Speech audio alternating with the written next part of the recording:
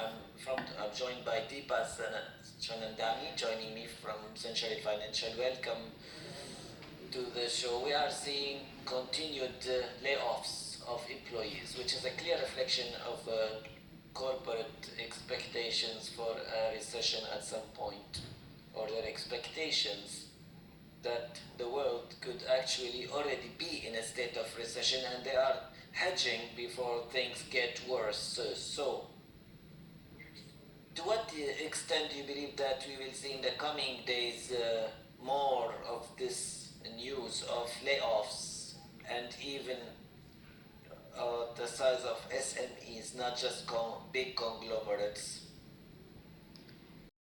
So, unfortunately, I mean, the Federal Reserve we've seen has gone for a 16-fold hike this year, and when that happens, obviously, clearly, the Fed wanted to bring inflation under control, and when it tries to do that, the way it does it is through, curbing the demand. And when we are seeing demand get cut, that will obviously have its impact on the economy. So we've started to see the ripple effects already. Previously, it started off with the tech sector having job cuts, and now it has moved on to other sectors as well. Recently, Pepsi, even in the discretionary sector, H&M has announced job cuts.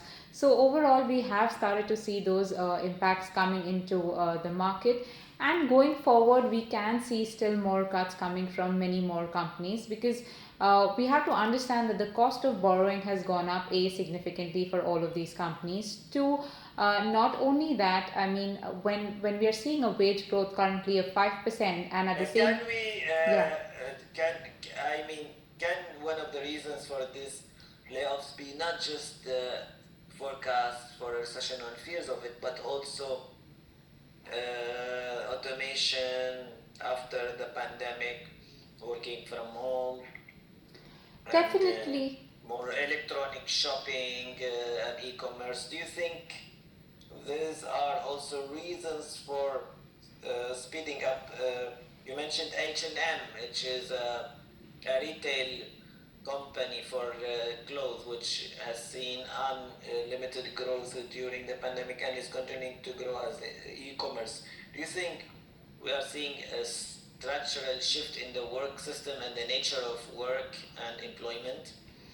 Definitely, when we see automation, that will have an impact on the job cuts, because definitely when we are seeing automation across different sectors, that is going to have certainly an impact on the jobs. But you also have to understand that on one hand, wherein the physical jobs are getting reduced, at the same time you are having requirements for more coders and so on and so forth. So on one area where you'll see automation having people lose out their jobs, such as, for example, be it delivery drivers, wherein nowadays you have automation happening on that front.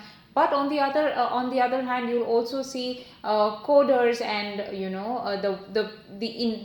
the people working in the IT industry. There we'll see a lot of demand and a lot of growth out there. So I think eventually that ultimately balances out in the system, because in the last 10-20 years automation has gone up multifold, but the job market has been resilient. Currently, the kind of impact that we are seeing in the markets are, unfortunately, because of the rate hikes that we are seeing and the expected slowdown in the economy. So like I was saying, we are currently witnessing a wage growth of 5%. Deepa Sachanandani, Right. thank you so much for having joined us from Century Thank you. Financial. Thank you so much for Thank you having so joined much. us.